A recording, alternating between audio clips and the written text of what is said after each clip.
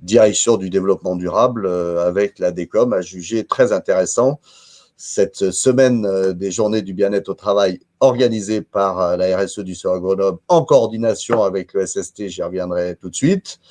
Et l'idée, ça sera aussi de dupliquer certainement en 2022 et de faire les journées du bien-être au travail dans tout le CEA en même temps. Donc, juste, je ne vais pas prendre beaucoup de temps parce que cette conférence est particulièrement, d'ailleurs, les 5 conférences de cette semaine sont intéressantes. Vous pouvez vous inscrire, comme vous l'avez vu, aux autres conférences aussi, hein, puisqu'on peut toutes les suivre. On a augmenté les quotas pour que tout le monde puisse les suivre. Si vous ne pouvez pas, vous aurez les replays. Donc, aujourd'hui, nous sommes en connexion avec Malika Jalbert, médecin du travail, c'est elle qui va suivre ce webinaire avec nous. Elle est connectée depuis son bâtiment, puisqu'elle n'est pas arrivée à se connecter avec nous. Et donc, elle sera à même de répondre à certaines questions d'ordre médical à la fin de la conférence. Donc, n'hésitez pas à déposer des commentaires sur le chat, la conversation. Hein. Je vois que tout le monde marche. Non, non, Laurence, tu n'es pas en retard. Nous n'avons pas encore commencé. Ah, Malika me dit que c'est OK. Donc, on reviendra vous voir à la fin de la séance. Là, pour l'instant, on donne les clés de cette conférence. Ah, tu nous rejoins? Merci beaucoup, Bruno. Voilà, allez, tu as les clés, tu peux me faire disparaître de là, je vais vous suivre. Bruno, du coup, je vous repasse en mode participant normal, comme ça. Hop. Super. Merci beaucoup, Bruno. Et normalement, on va avoir Sébastien qui devrait nous rejoindre. Sébastien, si c'est bon pour toi. Ok, génial. J'étais là, j'avais oublié de mettre mon micro, ma caméra. Salut Sébastien. Bon, on commence avec un tout petit peu de retard, on est vraiment désolé, mais on va vous faire une belle heure là, de conférence en ligne. Donc, le sujet du jour, c'est la gestion du stress et des émotions en entreprise. C'est la première conférence en ligne pour le CEA de cette semaine de la qualité de vie au travail. Donc, on est ravis de vous retrouver. En plus, vous êtes super nombreux, vous êtes un peu plus de 150 participants. Donc, merci beaucoup de nous avoir rejoints. Si vous avez des questions, n'hésitez pas à les poser dans le chat. On prendra 5, 10, 15 minutes à la fin. On prendra le temps qu'il faut pour répondre à vos questions. Et Sébastien, comme le disait Bruno, il y a aussi Malika de la médecine du travail pour répondre à des questions qui sont plus de l'ordre de la médecine si besoin. Donc, vous pouvez faire un duo de réponses aux questions. Alors, je vais juste vous présenter rapidement Sébastien qui va animer la conférence. Donc, Sébastien Dupont est un ancien référent de la préparation mentale au sein de l'armée de l'air. Sébastien, tu es formateur, expert en technique d'optimisation du potentiel, spécialiste de la gestion du stress et du sommeil. Et donc, pendant tes conférences, généralement, tu mêles des anecdotes, des exercices pratiques. Donc, vous allez voir, normalement, on devrait bien s'amuser et on devrait apprendre plein de choses. Voilà, je te souhaite un très bon webinaire. Je vous remercie de nous avoir rejoints aussi nombreux. Et moi, je reste en support technique si besoin, s'il y a des petites questions. Merci, merci beaucoup Arthur. J'espère que du coup, vous voyez mon PowerPoint.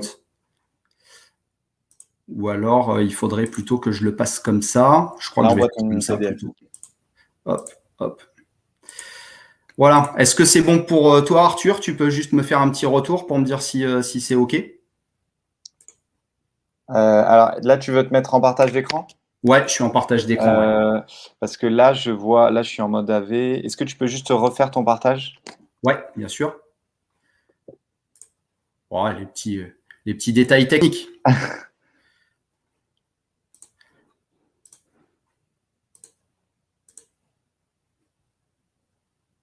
Est-ce que c'est bon pour toi? Yes, c'est bon.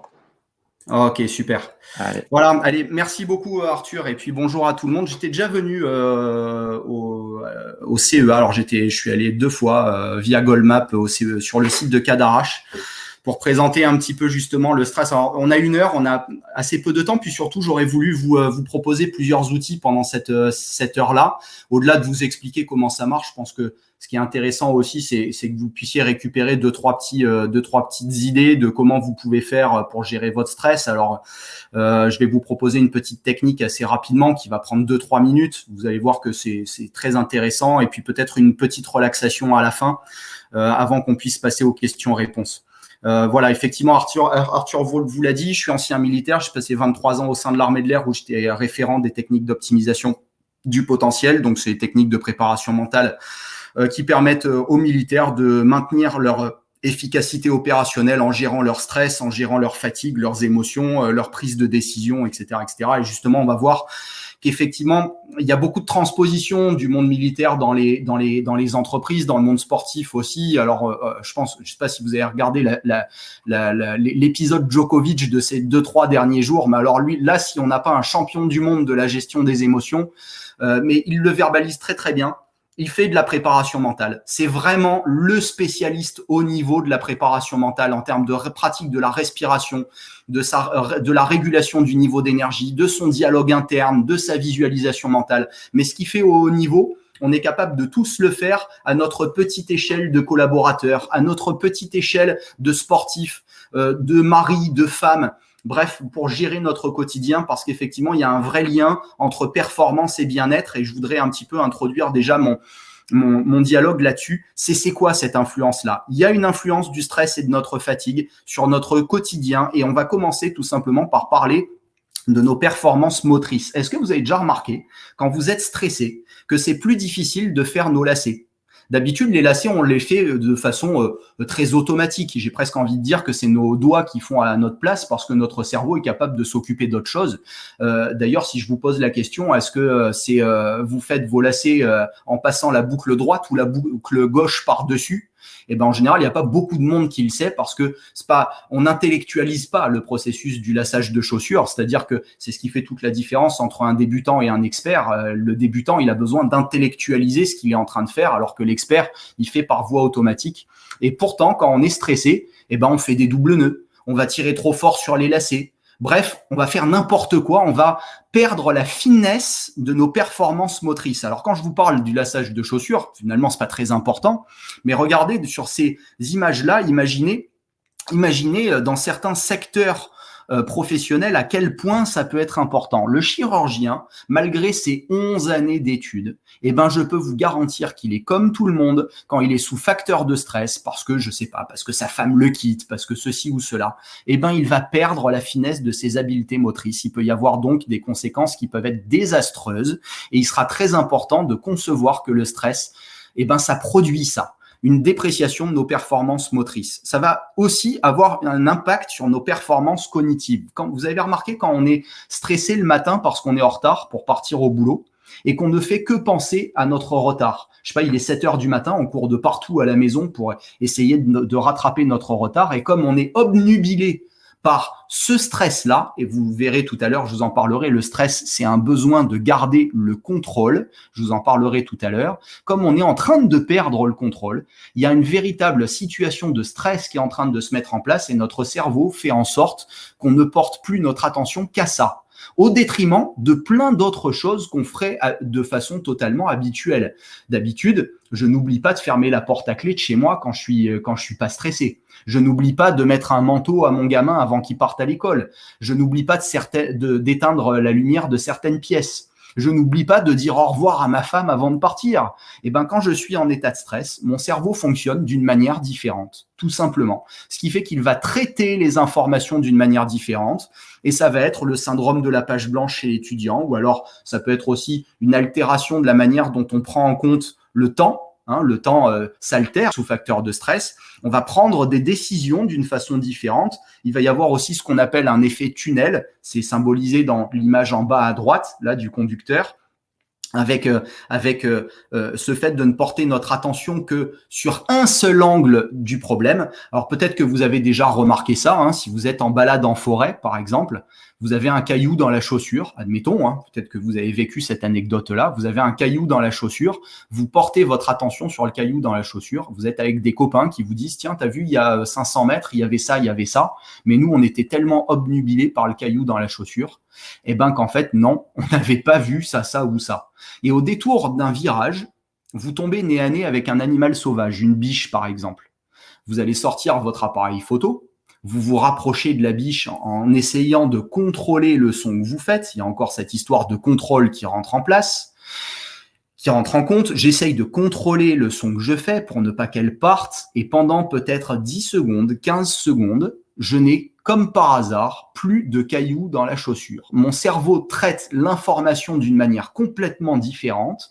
Et ce qui fait qu'effectivement, je vais avoir l'impression d'avoir perdu le caillou dans la chaussure, je n'ai plus de douleur. Figurez-vous que c'est comme ça qu'on opère sous hypnose, hein, d'ailleurs. C'est-à-dire qu'on va faire un détournement de l'attention. Il faut savoir qu'on a à peu près, alors c'est très difficile à dire, mais on aurait à peu près 9000 informations qui rentreraient à chaque seconde dans notre cerveau. Tenez, au moment où je claque des doigts, là. Vous avez entendu, je viens de claquer des doigts. Désolé, je me suis un peu manqué.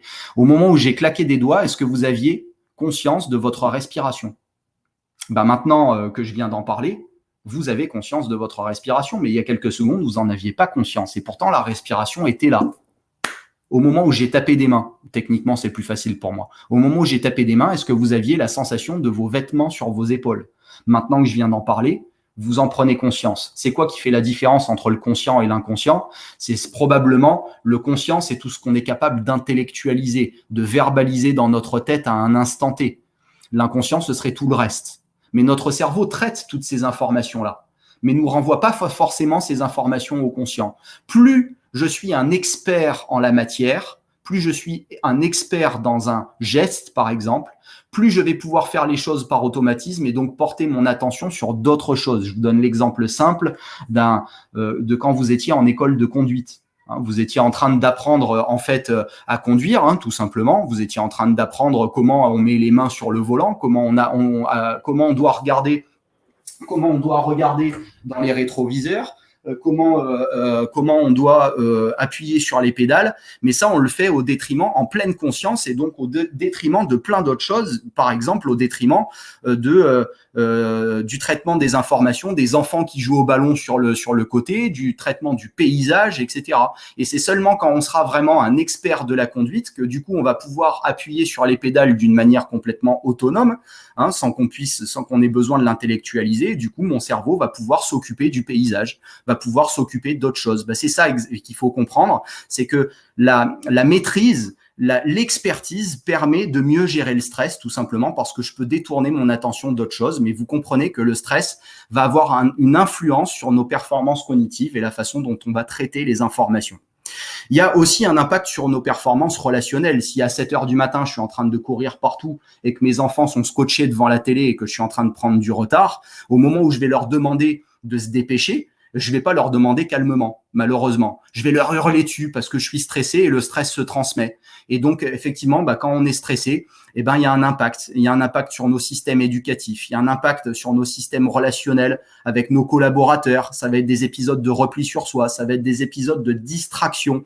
Quand on est sous facteur de stress, on a tendance à vouloir se mettre dans notre bulle. On a déjà bien assez à se gérer soi-même. On n'a pas besoin de gérer les autres. Donc, vous comprenez que gérer son stress, c'est aussi garantir l'efficacité de nos performances relationnelles, qu'elles soient managériales, qu'elles soient psychologiques, qu'elles soient pédagogiques ou peu importe. Il y a évidemment un impact sur notre santé, mais ça on verra tout à l'heure. Ça augmente la fabrication des systèmes inflammatoires de notre corps et le stress va diminuer la qualité de notre système immunitaire. On va choper toutes les maladies qui passent quand on est sous facteur de stress et qu'on est fatigué. Ça va être aussi les tendinites, les blessures du sportif, mais là on parle de blessures très physiques, mais il y a aussi les blessures mentales. Je vous en parlerai un petit peu avec la dépression, le burn-out, mais aussi tout simplement le risque d'accident. Quand on est stressé et qu'on est fatigué, il y a des risques d'accident de manutention, par exemple, quand je dois manipuler des outils, une scie ou d'autres choses, mais aussi des accidents de la route. Alors, finalement, c'est quoi le stress? On va essayer de le définir. C'est l'ensemble des réponses non spécifiques de l'organisme à toute demande positive ou négative qui lui est adressée. Alors, ça veut dire quoi tout ça? Ça veut dire que le stress, c'est un système qui est très général. Autrement dit, le stress, il n'y a pas de réponse spécifique de stress à telle ou telle situation. Je vais réagir de la même manière. Dans tous les cas, mon cerveau va réagir de la même manière sous pression temporelle que quand je suis en prise de parole en public, que quand il y a 20 000 ans, l'être humain a été poursuivi par un prédateur. L'être humain, il y a 20 000 ans, avait globalement le même cerveau à 99,999%. À 99,999%, l'être humain d'il y a 20 000 ans avait le même cerveau qu'aujourd'hui. Ce qui change aujourd'hui, c'est pas notre cerveau et les réactions de stress de notre cerveau, c'est plutôt les stimulations qui changent. Nos prédateurs d'aujourd'hui, ce sont pas des mammouths, ce sont la pression temporelle, c'est la pression hiérarchique, c'est la pression du chiffre, c'est la pression sociale, c'est le Covid-19.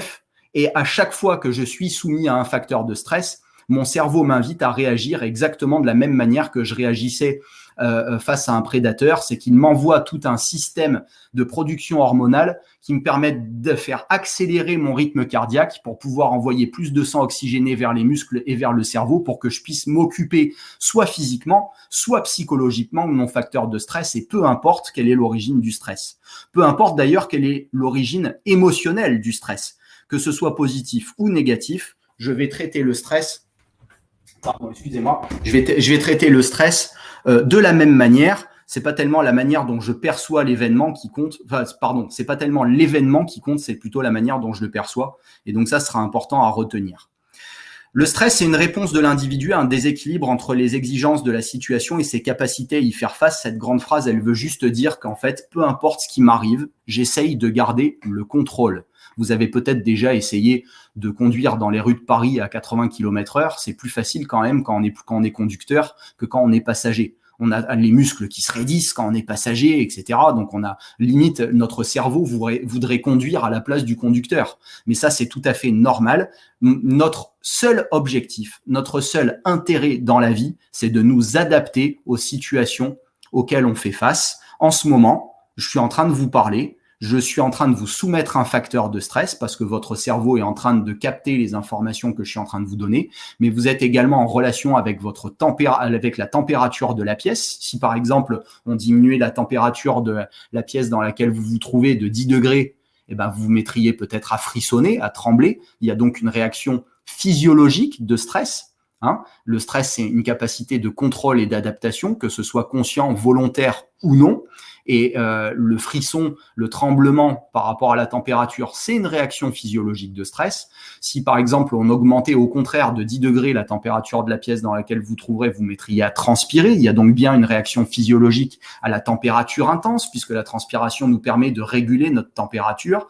Et on est comme ça soumis à tout un tas de stimulations, tout le temps, qu'elles soient physiques, qu'elles soient psychologiques. On est donc en transaction avec notre environnement perpétuellement.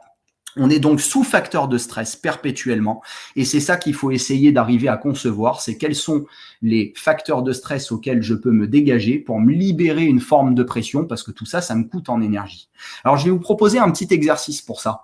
Un exercice de 2-3 minutes, peut-être 4 minutes, qui est vraiment tout simple, qui nous permet de nous couper momentanément de nos facteurs de stress. On en parlera quelques instants après. Je vais vous inviter à récupérer entre vos doigts, dans votre main, un objet. Le premier que vous trouvez, ça peut être, moi j'ai un stylo là par exemple sous ma main, ça peut être votre téléphone portable, ça peut être votre souris d'ordinateur, je sais pas, peu importe, des clés. Je vous demande de récupérer votre objet et de jouer un peu quelques instants. Je vous propose un petit jeu, c'est vraiment du jeu, d'une expérience, et jouez un peu avec nous pendant quelques instants. Portez toute votre attention sur l'aspect visuel de votre objet, comme si c'était la première fois que vous le voyez. Récupérez les couleurs de votre objet, la forme, la taille. Est-ce que ça brille? Est-ce que c'est mat? Est-ce qu'il y a des écritures quelque part?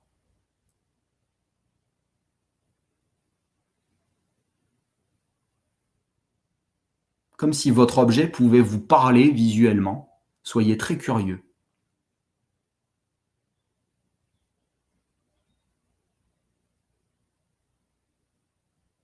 Puis je vais vous inviter à partir à la recherche des éléments sonores que peut vous donner votre objet, peut-être en le frottant avec un ongle, peut-être en tapotant votre objet sur un bord de table, peut-être en le tapotant sur une main, en le secouant, peu importe. Faites parler votre objet. Et soyez très joueur. Notez tous les éléments sonores qu'est capable de vous fournir votre objet. Est-ce que le son est plutôt mat? Est-ce qu'il est plutôt cristallin? Est-ce qu'il y a un son métallique? Un son de plastique?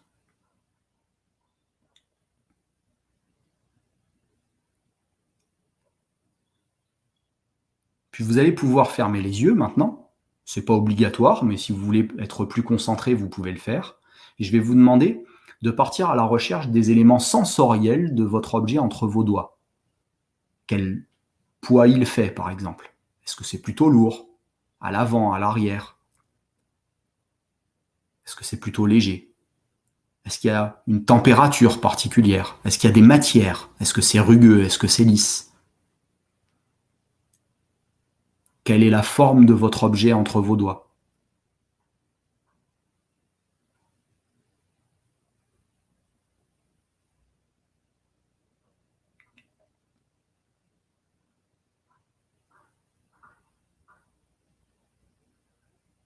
Soyez curieux également de sentir votre objet. Partir à la recherche des éléments olfactifs. Odeur de plastique, de métal, une autre odeur. Et si vous donniez l'opportunité de mettre votre objet dans votre bouche, quel goût il aurait? Si vous le faites réellement, quel goût il a? Pendant quelques instants, je vous laisse jouer avec votre objet, avec vos 5 sens, visuel, auditif, le sensoriel, qu'on appelle également le kinesthésique, l'olfactif et le gustatif. Jouez un peu avec ça. Peut-être encore quelques secondes. Et juste notez que pendant ces quelques minutes où on a travaillé ensemble, vous avez stoppé de façon un peu naturelle vos pensées, vous avez détourné votre attention vers votre objet. C'est une technique de gestion du stress qu'on appelle la balade sensorielle. Alors vous pouvez arrêter ce que vous êtes en train de faire. Est-ce que vous avez pensé à autre chose pendant quelques minutes qu'à votre stylo? Alors c'est une technique qu'on a utilisée chez les soignants notamment, technique un peu d'urgence. Les soignants pendant la crise Covid de mars-avril qui nous verbalisaient qu'ils n'arrivaient pas à penser à autre chose qu'aux patients qui étaient en réa, qu'à leurs collègues qui étaient malades, etc., etc., même malgré leur temps de pause. Autrement dit, ils prenaient des temps de pause qui n'en étaient pas. Et donc, on a développé chez eux cette petite technique qu'on utilise aussi comme piste de départ sur d'autres méthodes, un peu plus longues, pour leur permettre de vraiment mettre à profit des temps de pause. Et moi, je vais vous proposer aussi de faire de véritables temps de pause dans vos journées, en vous octroyant pleinement et en pleine conscience des temps de pause où, par exemple, vous allez vous balader, profiter du soleil sur votre peau, regarder les feuilles qui bougent dans les arbres, vraiment faire les choses en pleine conscience qui permettra de capter votre attention sur des sources en fait qui ne sont pas stressantes et ce qui permettra enfin de relâcher la pression et de diminuer votre charge mentale. Voilà pour cette petite technique-là assez rapide. Donc, on disait que le stress, c'était l'ensemble des réactions d'adaptation physique, physiologique et psychocognitive de notre corps, comportementale aussi, pour faire face. On comprend bien que du coup, ça sert à quelque chose, le stress, à l'origine. Sauf que c'est pas toujours très adapté. Ça sert à quelque chose depuis la nuit des temps. Et aujourd'hui, c'est plus tellement un prédateur qui nous court après. C'est plutôt les pressions sociales, la pression du chiffre, les besoins financiers, la pression hiérarchique, etc. N'empêche que le stress, c'est une vraie stimulation qui est indispensable au maintien de notre équilibre vital. Et le stress, comme le dit le docteur Soli Ben Sabat, le stress, c'est la vie. Tout simplement. C'est l'ensemble, en fait, le stress, pour résumer, c'est l'ensemble des réactions de notre corps aux stimulations qui nous entourent, aux différents stimulus, aux stimuli qui nous entourent, et c'est indispensable pour qu'on puisse grandir, évoluer, faire développer la manière dont notre cerveau fonctionne, etc.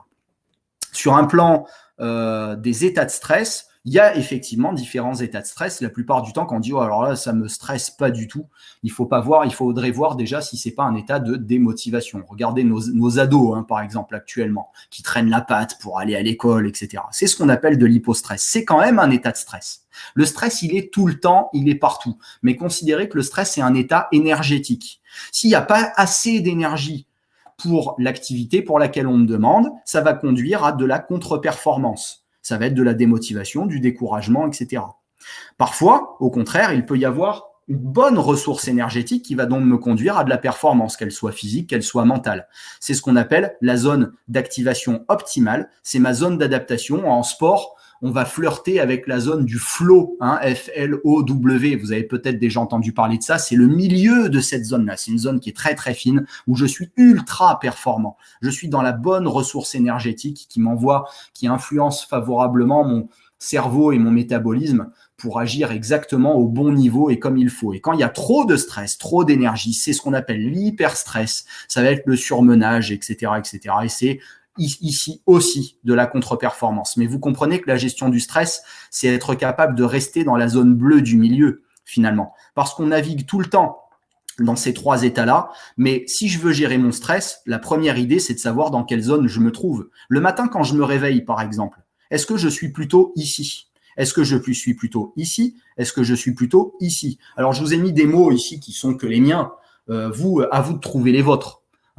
L'idée, c'est un peu ça, c'est d'avoir ce temps un peu introspectif, de se dire, mais quels sont les signes qui me montrent que je suis en hypostress, que au contraire, je suis démotivé, que je manque d'énergie, parce que je vais pas être performant pour les minutes et pour les heures à venir, pour l'activité à venir. Quand je suis en hyperstress, est-ce que je ressens de l'angoisse? Est-ce que je suis énervé? Est-ce que je suis excité? Je me doute que si je rentre dans mon activité dans cet état-là, ça va pas être terrible non plus.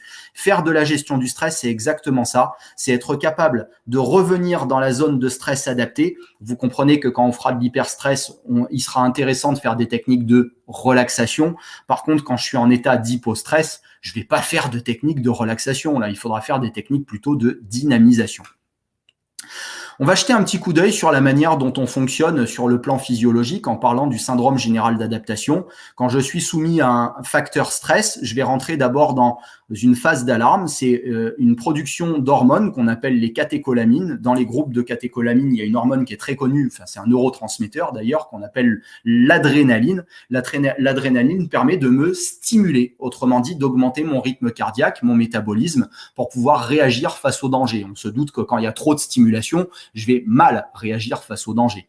Ça va donc déprécier mes valeurs métaboliques, ça va faire augmenter ma température corporelle, ça va faire augmenter mon rythme cardiaque, altérer mes rythmes respiratoires. Et si le stress perdure ou s'il y a d'autres facteurs de stress qui vont s'ajouter, eh ben, j'ai besoin de durer dans le temps. Donc, je vais avoir besoin de trouver des ressources. Et ces ressources vont être permises grâce à une autre hormone qu'on appelle le cortisol. Le cortisol, c'est la véritable hormone du stress, en fait. C'est vraiment notre hormone marqueur de stress qui vont me permettre de rétablir mes valeurs métaboliques qu'on appelle l'homéostasie, donc de contrôler mon rythme cardiaque, de contrôler ma température corporelle, par exemple.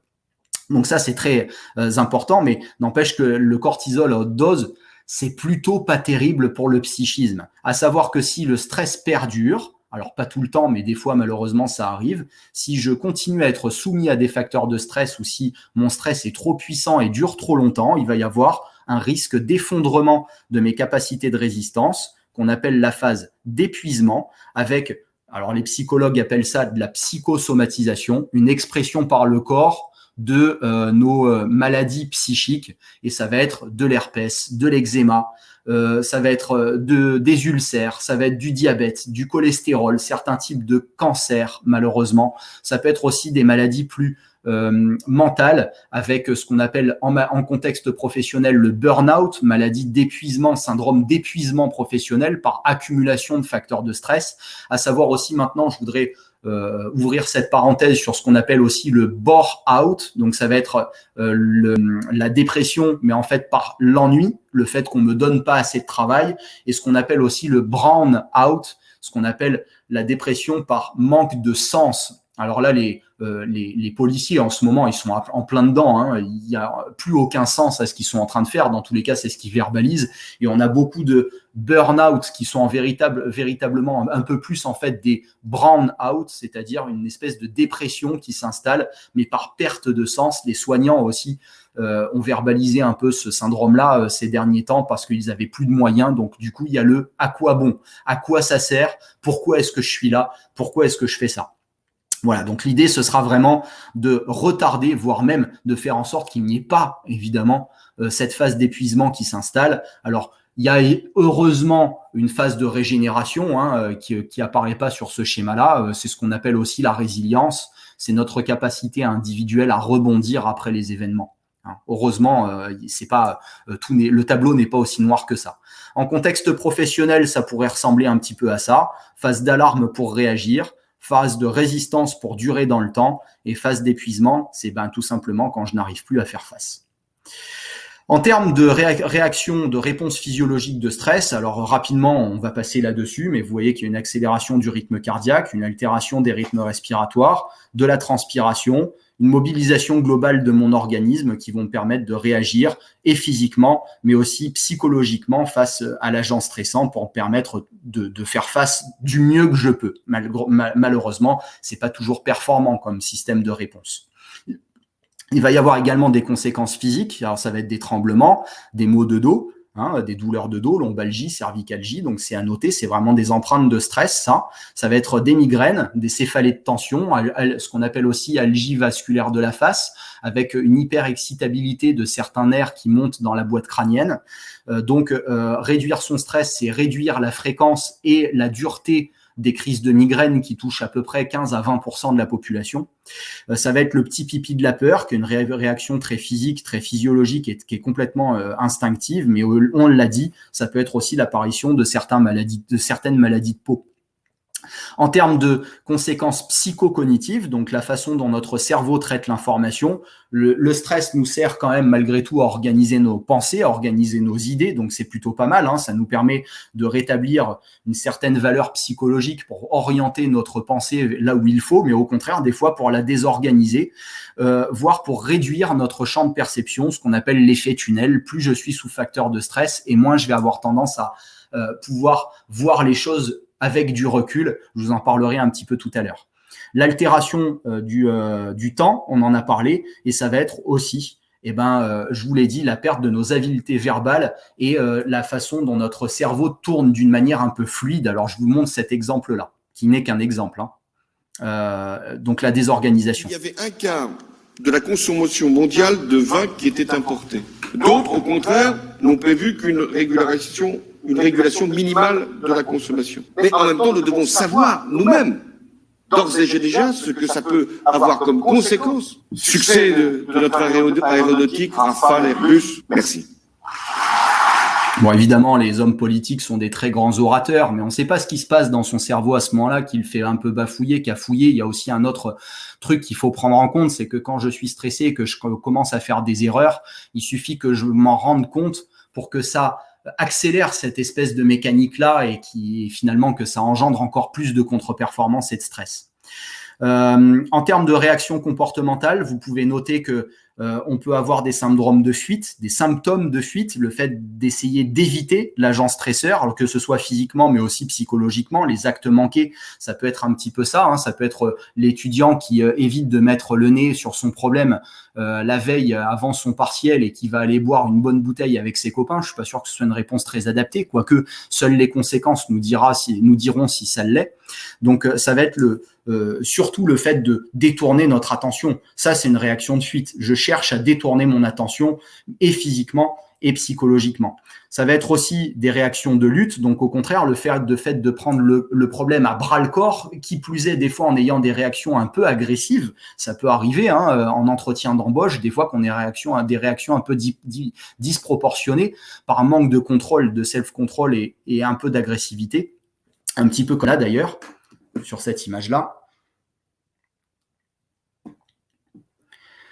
Voilà, la réaction du collaborateur qui est plutôt sympa. Et ça peut être aussi ce qu'on appelle l'inhibition, et là c'est peut-être le pire, c'est le fait de se soumettre face au stress, d'être acculé et donc de se laisser submerger par les facteurs de stress. Et les expériences ont montré que c'était probablement la réaction de stress à ne pas faire. Il vaut mieux essayer de réagir face au stress d'une façon motrice ou pas, et je vous donnerai quelques astuces tout à l'heure pour éviter que le stress ne s'accumule et du coup qu'on soit submergé comme ça. Le stress, malgré tout, soyez bien conscient qu'il ne résulte que d'une façon dont on voit les choses, ce qu'on appelle l'évaluation cognitive. Quand il y a quelque chose qui nous arrive, on va porter notre attention sur cette situation-là pour savoir si ça représente un danger ou pas. S'il n'y a pas de danger, la réaction de stress sera pas marquée, elle sera faible ou nulle. Par contre, s'il y a un danger, je vais maintenant porter mon attention sur mes capacités à savoir si je suis capable de faire face ou pas au danger. Autrement dit, est-ce que je suis capable de faire face ou pas? Est-ce qu'il y a capacité, incapacité? Et c'est là qu'il y aura une réaction de stress ou pas. Vous comprenez donc que tout ça ne résulte du coup que d'un processus d'évaluation, que la réalité, d'une façon très philosophique, n'existe pas et qu'il va y avoir besoin de prendre un petit peu de recul sur la situation. Regardez cette échelle-là, par exemple, qui est très intéressante. Je vais vous laisser jouer un peu avec cette échelle. Regardez, on porte notre attention sur des événements qui potentiellement se sont passés les 12 derniers mois. Cette échelle, elle a été faite dans les années 60-70 par Holmes et Rae, et elle montrait que les gens qui cumulaient des facteurs de stress dans les 12 derniers mois à hauteur de 150 à 200 points, donc si vous voulez, je vous laisse faire un petit peu le calcul, vous. Je vais vous laisser 2 minutes pour ça. Faites un peu le calcul pendant que je suis en train de vous expliquer. Regardez un peu ces événements et assimilez les points à chacun de ces événements. Je vous donne l'exemple du point 32, changement de résidence. Si vous avez déménagé cette année, si vous avez déménagé par exemple 2 fois, vous avez donc cumulé 40 points, 2 fois 20. Et on va additionner comme ça tous les points de cette échelle. Pendant que vous faites le calcul, je vous l'explique, cette échelle. Cette échelle, elle a été réalisée sur un panel de 4000 personnes. 37% des gens qui cumulaient entre 150 et 200 points présentaient des troubles de stress, ceux que je vous ai dit tout à l'heure, hein, des problèmes de dos, des problèmes d'ulcères, des problèmes de peau, à 37% des gens qui cumulaient entre 150 et 200 points. Je vous laisse continuer à faire votre calcul si vous voulez jouer à ça. Alors évidemment, l'idée, c'est surtout pas de vous alarmer, mais dans tous les cas, de vous faire prendre un petit peu de recul sur le fait que le stress, c'est une appréhension des choses et surtout que le stress résulte d'un ensemble de facteurs de stress qui s'accumulent. Et c'est ce qu'on appelle le stress chronique. Pour les gens qui étaient entre 200 et 300 points, c'est 50% des gens qui présentaient des troubles de stress. Et pour ceux qui étaient à plus de 300 points, c'est 80% des gens.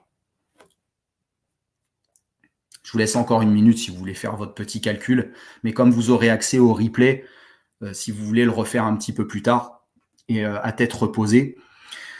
Tout ça pour dire qu'on est truffé de facteurs de stress, mais heureusement, il y en a quelques-uns desquels on peut se dégager. Et l'idée, ce sera simplement de se dire que gérer le stress, c'est déjà pas commencer par se gérer soi, mais c'est essayer de limiter les facteurs de stress.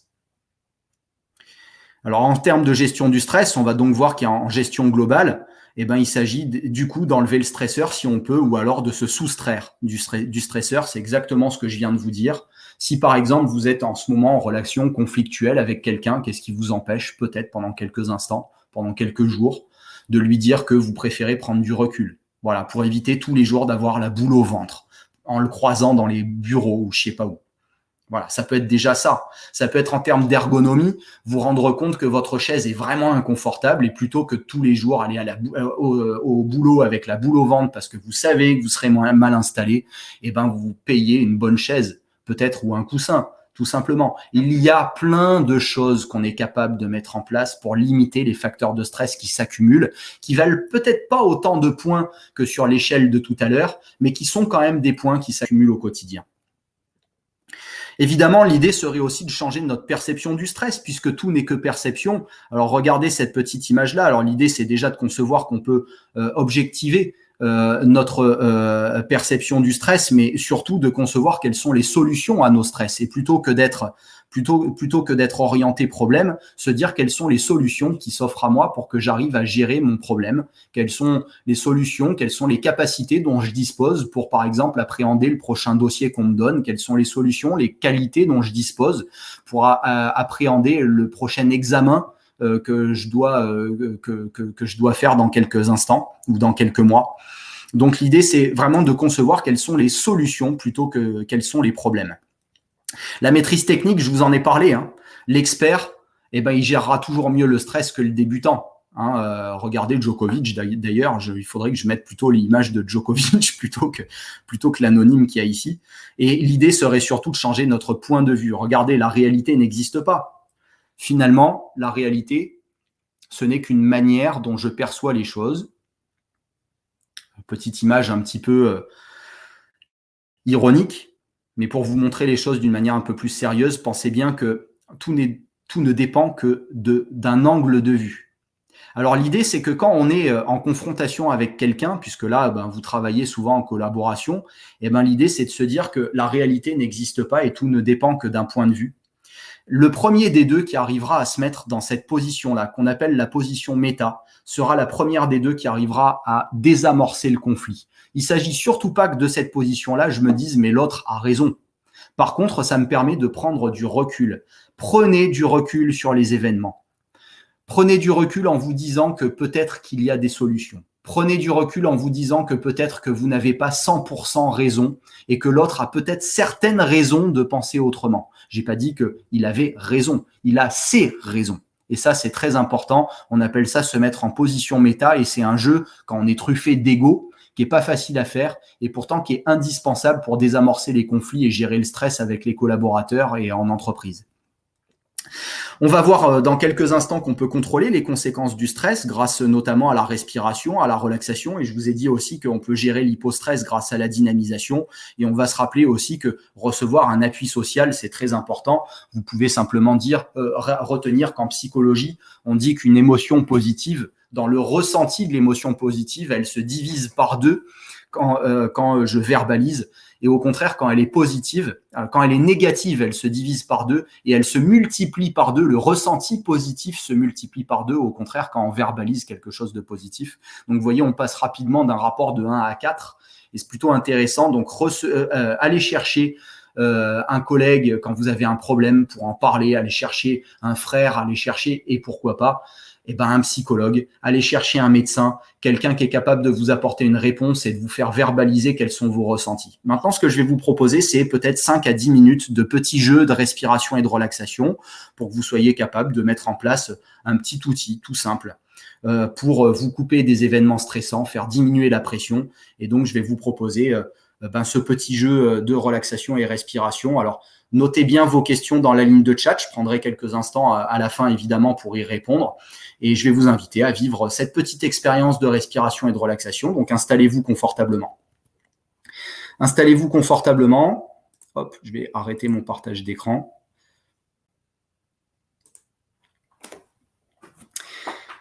Et je vais vous inviter à prendre une grande inspiration. Sur l'expiration, laissez les yeux se fermer. Et pendant quelques instants, simplement, installez-vous confortablement dans vos yeux fermés.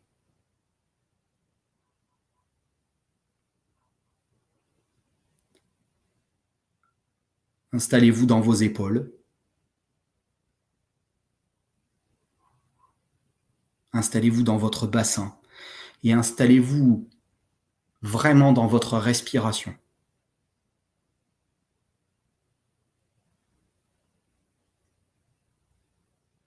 Je vous invite à porter toute votre attention sur cette respiration naturelle en mesurant quelles sont vos fréquences et vos amplitudes respiratoires.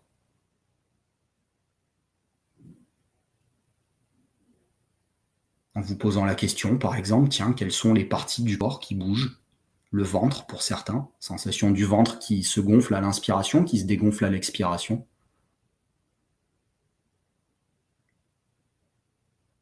Pour d'autres, une respiration peut-être plus dans la poitrine, sensation des côtes qui s'écartent et qui se resserrent pendant que vous respirez.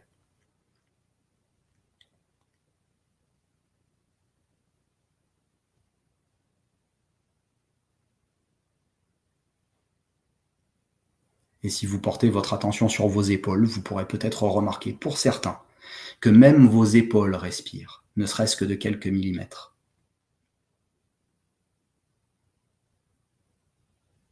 Et je vais vous inviter à porter votre attention, une attention plus particulière, sur l'air qui circule à la base de votre nez. Pour remarquer que c'est un air frais qui circule à la base de votre nez. Et si vous êtes un peu joueur, un peu créatif, vous pouvez même lui attribuer une couleur. Sur une prochaine inspiration, je vais vous proposer d'inspirer cette odeur, cette couleur d'air frais dans le nez.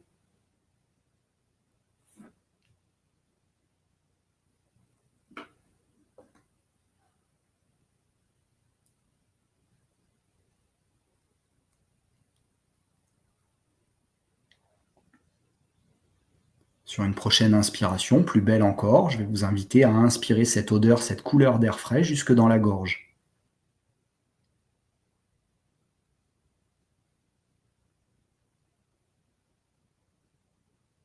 Puis à votre rythme, inspiration, couleur et odeur d'air frais jusque dans le ventre.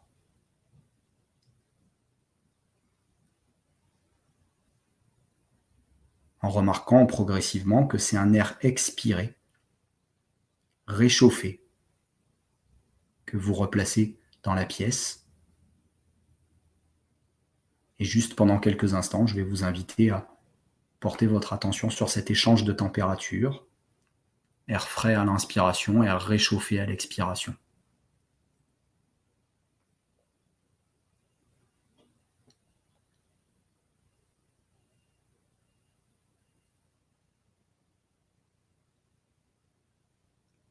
Et posez votre attention sur le sommet de votre crâne en portant toute votre concentration sur le cuir chevelu qui progressivement maintenant se relâche.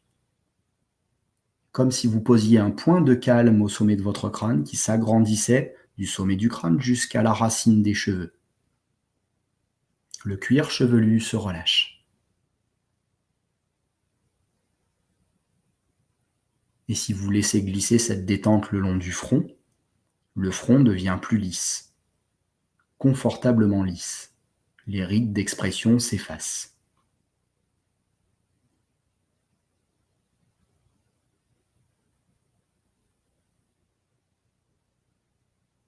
Jusqu'aux tempes. Laissez les sourcils également se décontracter et remarquez que, parfois, on peut constater comme un écart qui s'agrandit entre les deux yeux quand les sourcils se relâchent.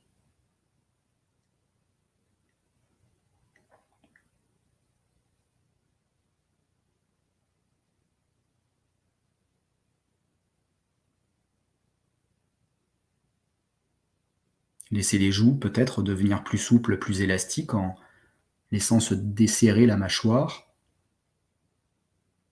Joues plus souples et élastiques à l'extérieur comme à l'intérieur. Et d'ailleurs, je vais vous inviter à relâcher les muscles de l'intérieur également. Muscles de la parole, la langue, le larynx, le palais. Et jouez à ce petit jeu avec nous. Muscles de la parole, qu'on peut entendre de l'extérieur, mais que vous pouvez entendre aussi à l'intérieur de votre tête. Alors si vous portez toute votre attention sur le relâchement des muscles de la langue, remarquez qu'il est plus difficile de faire s'enchaîner des phrases complètes dans la tête.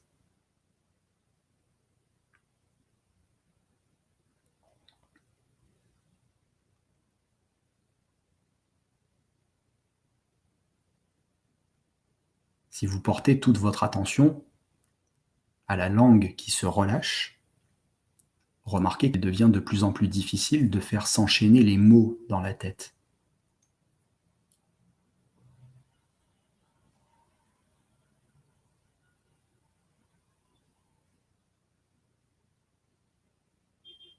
Quand vous portez toute votre attention sur la langue qui se relâche, les mots s'espacent, vous installez du blanc.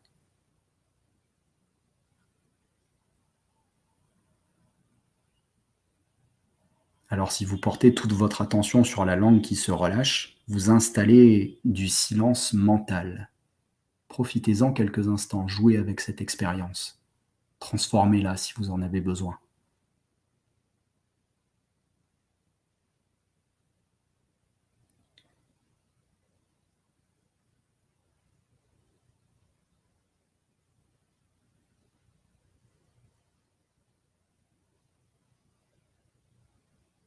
À présent, posez un point de calme et de la détente au sommet de vos épaules. Peut-être en laissant devenir les épaules et les bras plus lourds, confortablement lourd, agréablement lourd, à mesure que la détente descend, comme une cascade, des gouttes de relaxation du sommet de vos épaules jusqu'au bout des doigts. Parfois, au contraire, c'est une agréable sensation de légèreté qui s'installe à mesure que les bras se relâchent.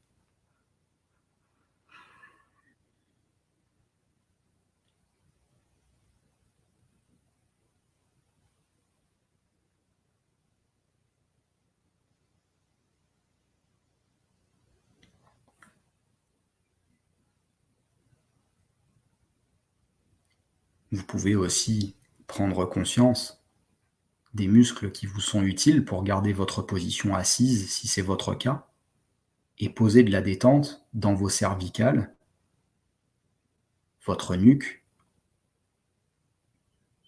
Relâchez ensuite tous les muscles de la colonne vertébrale, les muscles de la posture se relâchent, juste en laissant ce qu'il faut dans ceux qui vous sont indispensables. Laissez le dos récupérer, se poser, se reposer. Du haut du dos jusqu'au bas du dos, les muscles se relâchent, se décontractent, s'étalent, un peu comme une flaque d'eau.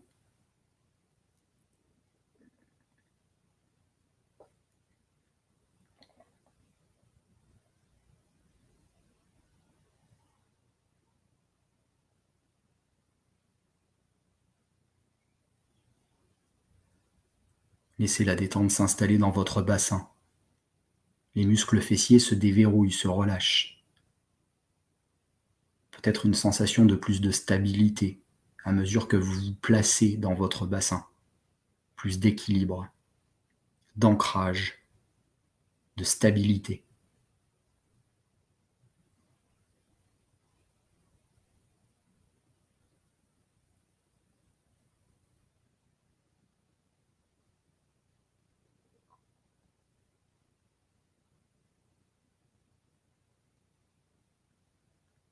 Alors les muscles des cuisses peuvent se relâcher à leur tour, plus souples, plus malléables, peut-être comme de la pâte à modeler. Même les genoux sont plus libres, tendons et ligaments comme des élastiques.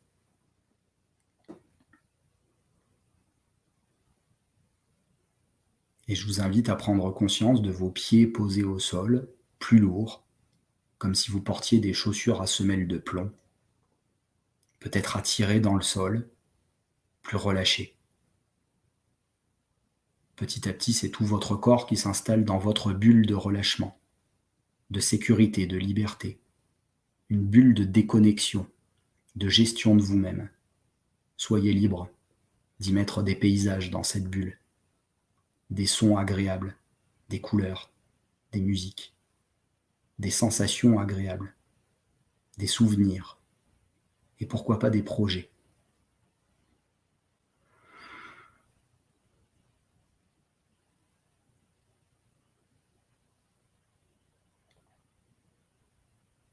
Une bulle où vous vous rechargez en énergie. Vous serez capable d'y retourner rapidement quand vous en aurez besoin, peut-être avec plus de précision la prochaine fois.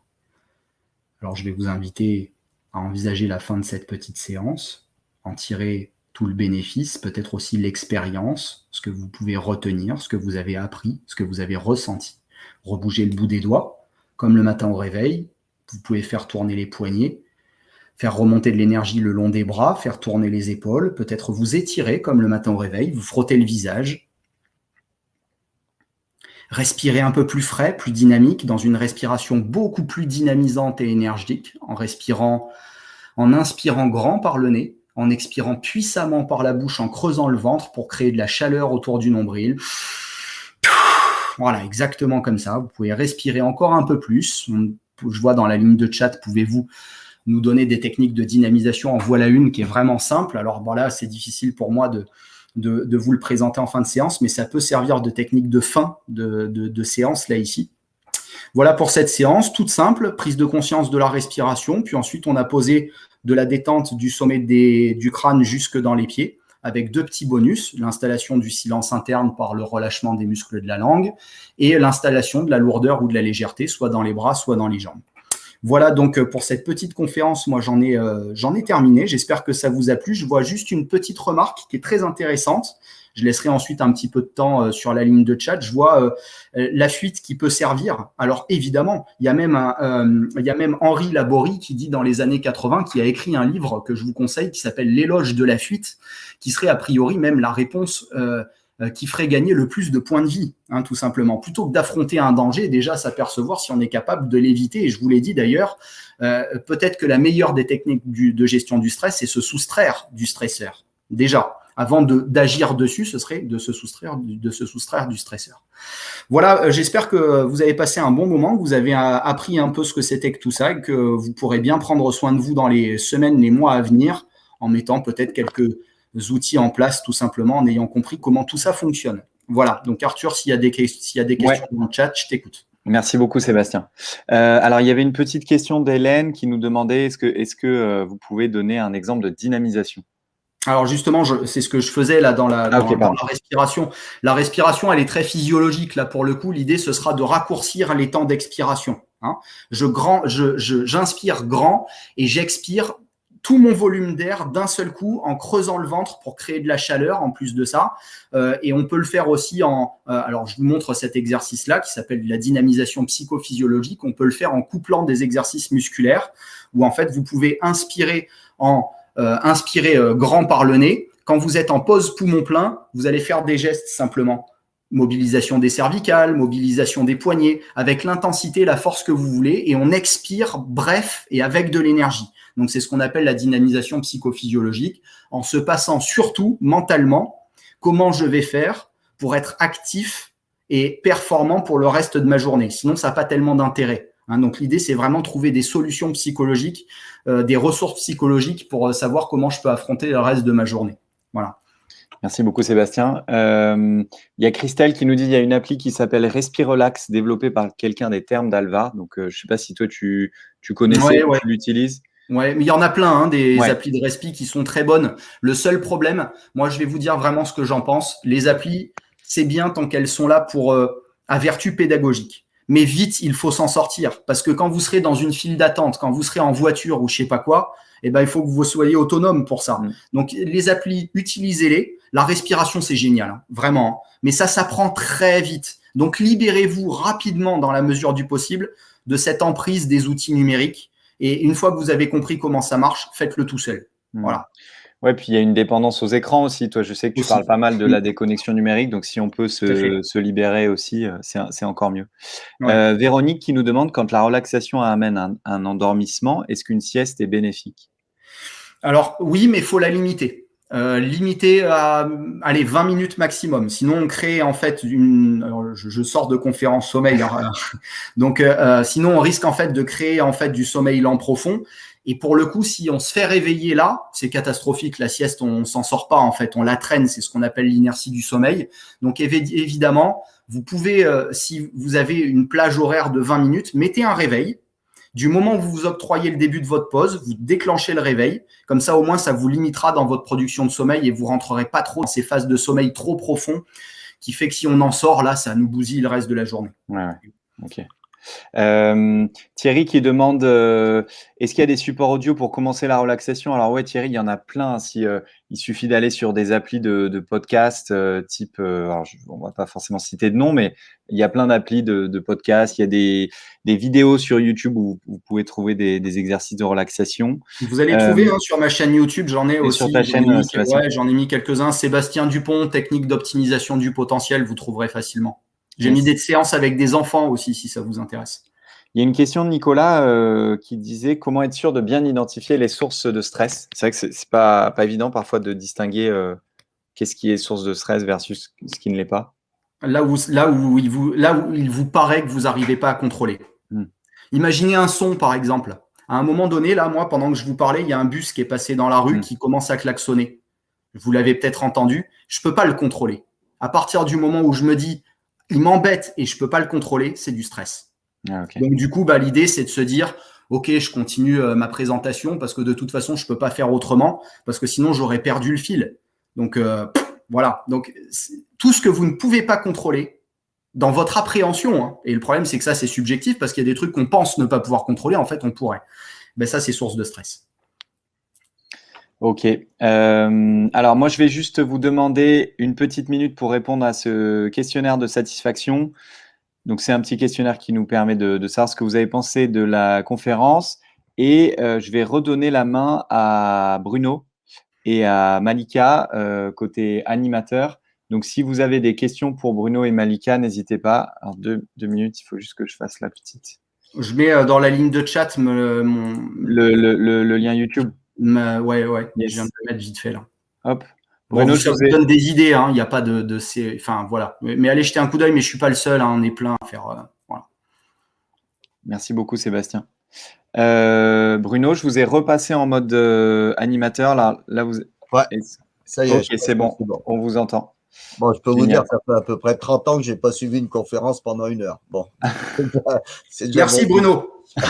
J'espère que j'étais pas trop source de stress. Ah, je pense que tu as une… Non, mais la voix, bon, je sens l'expertise et surtout qui vient de l'armée. Non, c'est très, très bien. On découvre, hein, on a fait confiance à Géomap sur ces conférences. Donc, je suis très satisfait du contenu. J'ai moi-même vécu des très gros stress lors d'organisation de journées mobilité où j'avais fait de la respiration pranique. Ah oui. En fait, si je peux faire un témoignage, on pense souvent que respirer par les poumons, c'est bon. Et en fait, on oublie qu'il faut respirer par le ventre. Oui. Et donc, il y a des petits conseils comme ça qui sont très forts. Mais moi, je me suis levé tous les matins en me levant avec une boule à l'estomac. Ouais. Et n'arrivais pas. Et donc, la respiration m'a fait du bien. Donc, j'ai trouvé les éléments sympathiques.